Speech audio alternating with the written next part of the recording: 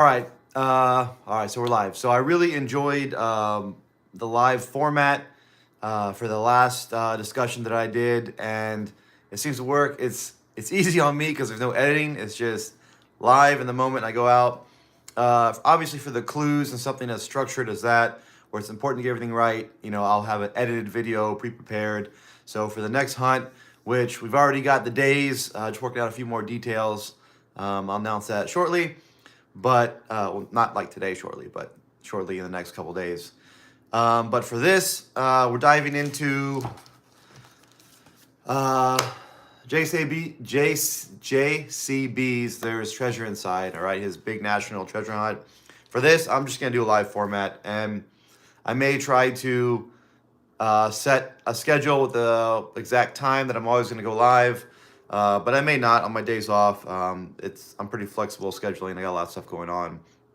So it may just be whenever I get a chance, I'll post it, and then I'll organize my YouTube channel versus Este's Quest and JCB's book, which I've been really excited about. Kind of knew this was coming up even before I started my own quest.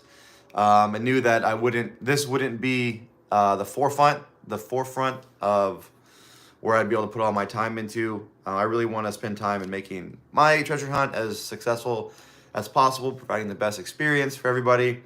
So essentially, I'm just going to go through this book, and I'm going to, any impressions I have, just put them out there in the ether. Maybe it helps you, maybe it doesn't. Again, I'm not a professional. If you ask me how many treasures I found in my life, I'll just say one, my wife. Hopefully she hears this and I get some bonus points. But regardless of that, it may help someone. Anything I see, I'll just put it out there, and maybe it sparks something in you.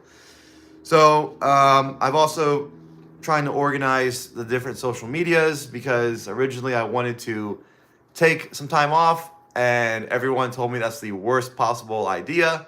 And I said, guys, what about my mental health? And they said, just deal with it, get better.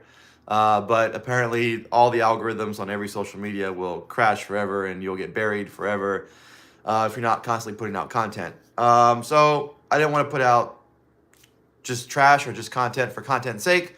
So I decided, you know what, this follows in the vein of what I'm interested in, so we're going to go ahead and talk about this until my next hunt ramps up, and then this will take a backseat, and it'll be more clues again. I'm from like Maryland. I'm living in Maryland right now. If that's not what you meant, just text something and I'll read it. Yeah, from Maryland. All right, U.S. Hey, all right. So again, for people that just joined, we're covering this book. There's Treasure Inside. If you don't know what this is, if you stumbled upon this video, this is a national treasure hunt all across the U.S. put on by John Collins Black. It's got millions of dollars of gold, of treasure, of artifacts put out there into 5 treasure boxes all across the U.S. What time is it here? 10:23 a.m., so it's in the morning. All right, so first pass, I started on the Forest Fen box. That's it's page 204. All right, so this is the first book chapter we're talking about. And I think the main focal point that most people are going to dive into is the poem that he wrote. So this is some first impressions of the poem that I went through. Again, I'm not a professional. I don't know. I'm not deep. I didn't go deep into the Forest Fen hunt. So this is just first impressions of someone who doesn't have all the background of Forest Fen reading over this poem. All right. So the first line pops up. The first line, I cruise along a road that I know. Immediately, my name is Esteban Limon. That's my name. Just reading the comments there. All right, so the first line, I cruise along a road I know. I don't know, using the word I twice just made me think of interstate. I don't know, that's the first thing that came to my mind. So, interstate, I cruise along a road I know. That I put that note for the first stanza. Hey, what's up, Jesse? Goes along, I park my car just off to the side, near where I'd search for heavy loads. All right, so the line heavy loads, again, if you're just joining, we're talking about page 210 into There's Treasure Inside. So hopefully you guys have your book. If not, you can come back to the video when you do have your book. Heavy loads, first thing I pop into is gold, right? Mother load, gold load. And then off of that, thinking of interstate, I'm thinking of highway way stations. I've done a lot of driving along interstates. You know, you see the way stations all the time. And then on the second read through of the poem, a thought popped into my head. Again, this could be nothing. I'm just spinning it out there if anybody wants to dive into it. Thanks. Thanks, Najum.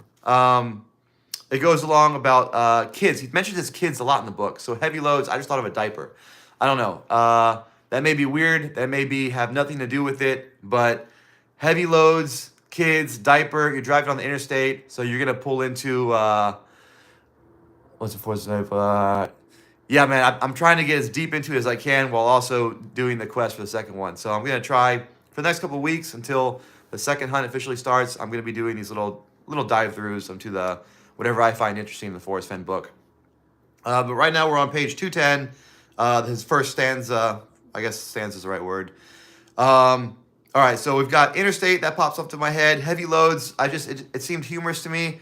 Wouldn't it be tongue in cheek? You know, he mentions, you know, driving when he had kids. You know, if there was a diaper. I'm not sure the current age of the kids, but maybe he thinks back because he mentions where I'd search for heavy loads. So that's in the past. I don't know. That could be nothing. So the three things that I'm thinking of are interstate, way stations, something with gold related to the mother load, or a rest station to change a diaper. It's really weird, I know. All right, next, going on to the next stanza. All right, so a lot of people from the Forrest Fenn hunt. The name of this book is There's Treasure Inside. It looks like this. There's a pretty growing community in the U.S. That's on this big treasure hunt. It's officially started yesterday. And so there's a bunch of, you can look it up online. There's a bunch of gold jewelry. Let me see if I can pull the picture up really quick. Oh, here it is right here, without losing my spot. So this guy, like, it's like legit treasure. Like, you feel like a pirate when you're going on it. But a lot of people in the Forrest Fenn hunt, you know, they dug deep into the cool water, warm water. So, you know, this one didn't really, I don't have all that knowledge. I may go back and try to research some of the stuff. But the thing that pops up into my head for that one is brown. And the first thing I thought of was the college. So I'm not sure why that popped up. Again, that's just how my brain works. So I wrote down, you know, the college, the canyons. It just make me think of the West, the western side, rolling highs and lows. So the phrase rolling highs and lows is interesting to me because if you think of geography, rolling highs and lows, like if you're trying to describe hills and mountains, I don't know if I would use, thank you for subscribing. I don't know if I would use those words, highs and lows, as far as using hills. So it seems to me that there's another meaning for rolling highs and lows. And then rolling, I think of Vegas right away. I don't know. I think of dice. I think of casinos. Rolling highs and lows. I don't know. So those are just a few things that pop into my head from the second one. And down the stairs, was the guy hit me up. Hey, I'll do that, Jesse. I will. No, for sure. Maybe I'll get some time after spending the next month or two digging into this, plotting some clues or some possible search grids. And then once my West Coast hunt pops up, I'll dig into this, maybe do some boots on the ground. I do like the Southeast, man. Beautiful country there in North Carolina and Tennessee. All right, so those were my notes on the second stanza. Moving into the third stanza. Okay, so the first thing that pops into my head that draws my eye is the phrase, "The path is always drawing nigh." It seems very interesting to me. So the path is always drawing nigh. I think about it. Nigh is it's not a word that's used every day. And I understand with poems, I mean, I think I took like one semester of English and they covered poems for a couple weeks. But, you know, when you write a poem, you're going to want to try to have some flow, some, you know, cadence or whatever. So maybe, you know, you're forced to use a word that you don't really, doesn't fit the sentence best, but you're using it to make the poem flow. So I don't know, but that word pops up into me, and I didn't really write too many notes on that one, other than compass is always pointing north, right? Most of the time, the compass always points north. So does that mean where the compass points is now toward the home? The only thing that would draw off, I know I'm not gonna go too much into my personal life. I want to keep my wife private. But I mean, I'm on Facebook and YouTube, so you can probably figure that answer out pretty easily, and Instagram. All right, so going back to that stanza, the compass always points north. Compass, unless something would be swaying the needle on the compass, that could be another way. Strong magnets, but I feel like that's going off in the deep end. And the last line, seeing eye. So if we're talking about the first thing for a seeing eye, the sun. If you're out there in nature, if you're hiking and camping, and someone says, you read the line seeing eye, you would think of the sun. If you're into, I don't know, conspiracies or whatever, you might think of satellites. I don't know how really that would apply here. So seeing eye, then I was thinking about trails, about a ranger station. Maybe it's some clue to a ranger station being up there. I don't know. So that's just what I wrote down for there. All right, the next stanza for the fourth stanza. Stop just beyond the camper's blaze. So I did read a little bit about the mention of blaze in the Forrest Fenn book, and a lot of people had very different opinions on that. Whether it's an actual blaze on a marked trail from, I've hiked not the complete AT. Yeah, see, Jesse, great minds think alike. So whether a complete, what are we talking about, the blaze? Oh, I've hiked the AT trail, not the whole thing, but parts of it. So we're always looking for blazes, right? So you think of a marked path for a blaze, camper's blaze, a fire, a campfire. Blaze, you might think of just a white mark or a bright mark on a rock or a natural face. The Thinker's Stone. This one, I didn't get anything for, man. That one stumped me. Thinker's Stone.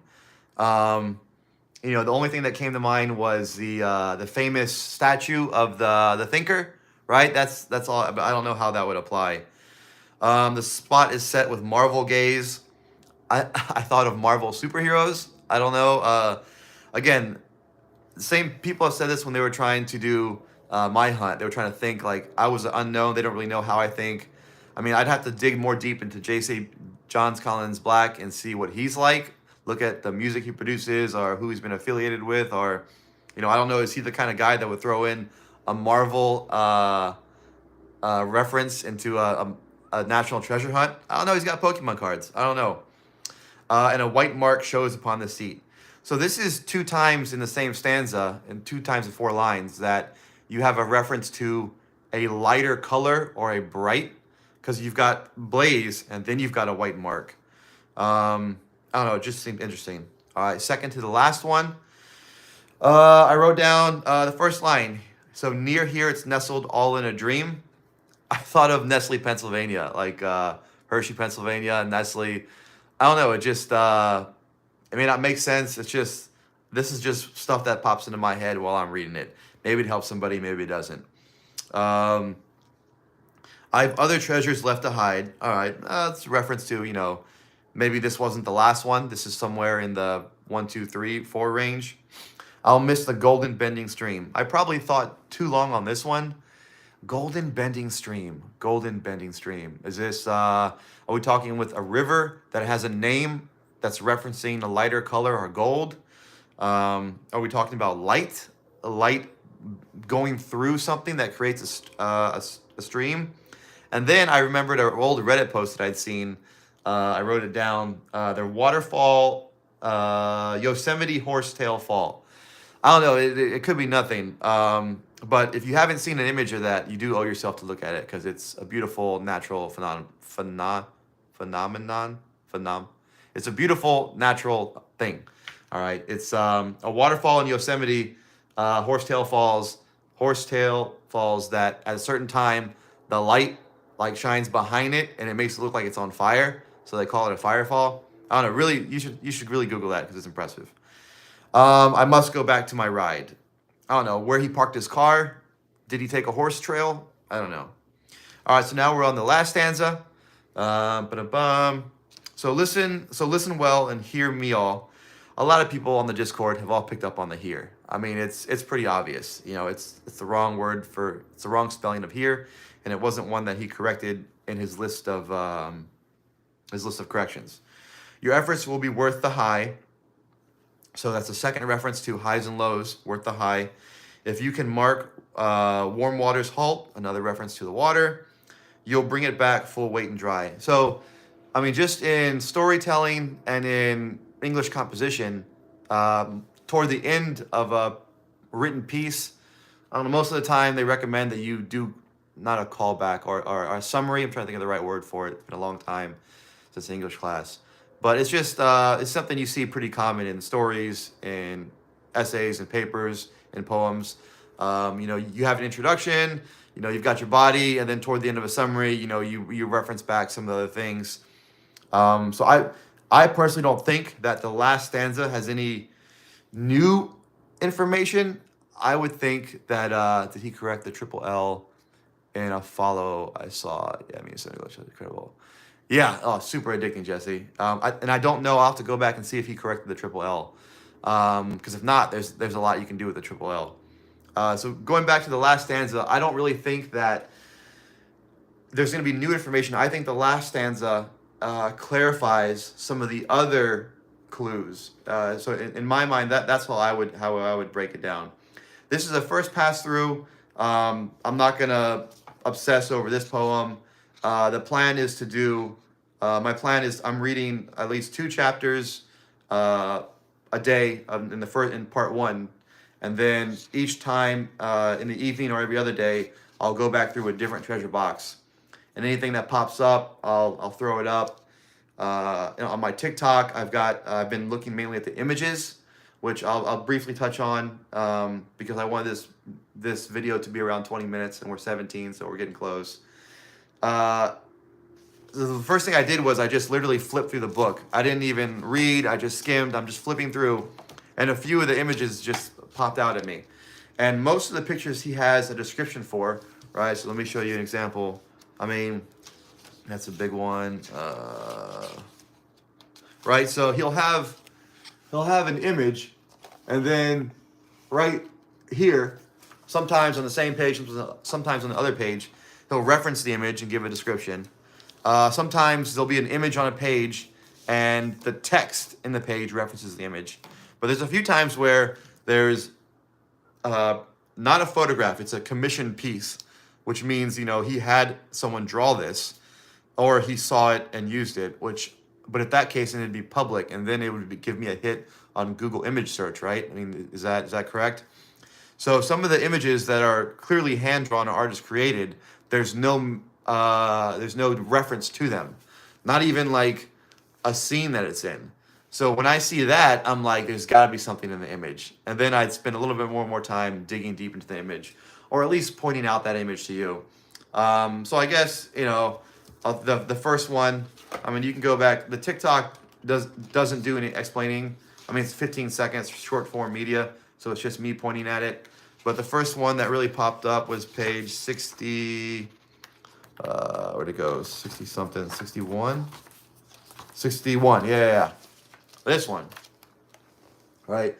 I saw this, and immediately, I swear I could almost see words, right? I don't know if, like, you hold it at an angle, I don't know what the deal is, upside down, and then on the bottom, I mean, down in this area, down here, there's like some words you don't even need to tilt. It looks like VFD, and there's something above that, maybe a UN, and then even going across right here, there's like a RS4A. I mean, so you may not even need to tilt it. I mean, you could just look at it and see, like, yeah, like all the sharp lines, right? I don't know. So that was that image, and then the image that I covered this morning was the Amelia Earhart on chapter 7. This one caught my eye, page 73. This one, again, because it's hand drawn. It's got the contrast of like dark and light.